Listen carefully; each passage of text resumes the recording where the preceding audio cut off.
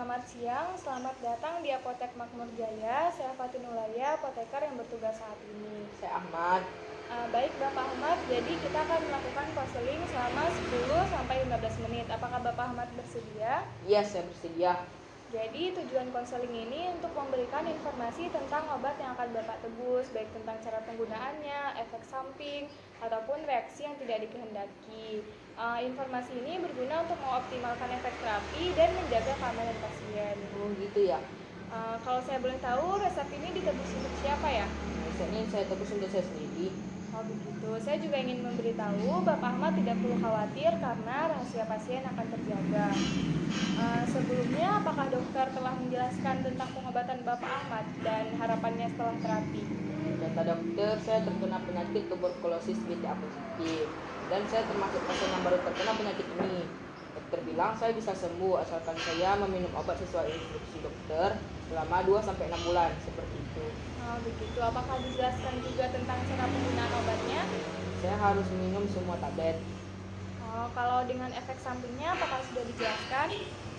Saya lupa. Tidak apa, nanti akan saya jelaskan lagi.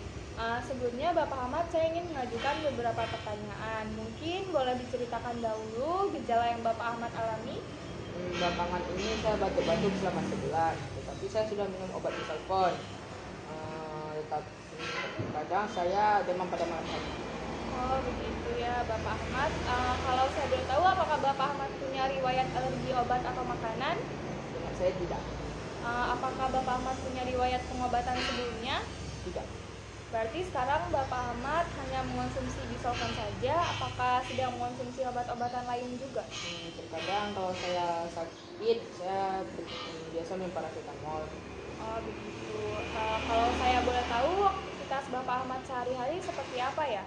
Saya bekerja sebagai wira swasta. Apakah pola makan Bapak Ahmad teratur? Cukup teratur. Bagaimana dengan waktu istirahat? Apakah cukup? Ya. Apakah Bapak Ahmad cukup sering berolahraga? Tidak. Oh begitu. Mohon maaf Bapak Ahmad, apakah Bapak Ahmad perokok atau mengonsumsi alkohol? Karena ada beberapa obat yang tidak boleh dikonsumsi oleh perokok atau orang yang mengonsumsi alkohol. Saya merokok sejak sebelum terakhir. Oh begitu. Baik Bapak Ahmad, terima kasih atas jawabannya. Ini obatnya ada isoniazid, rifampicin, pyrazinamide, dan etambutol.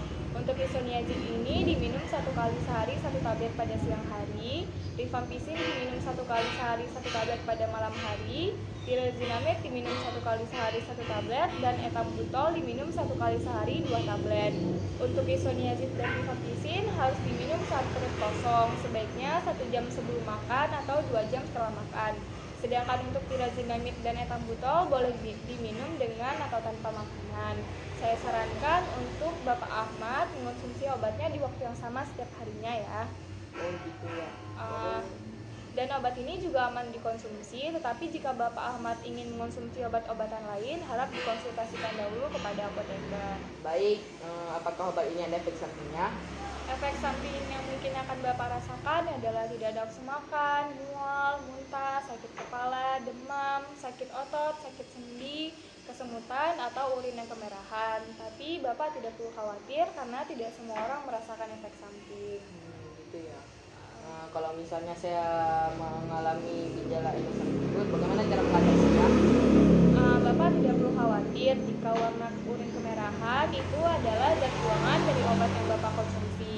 Jika Bapak merasakan sakit otot atau sakit sendi, Bapak bisa minum paracetamol jika perlu. Jika Bapak sering merasa kesemutan, bisa mengonsumsi vitamin B6.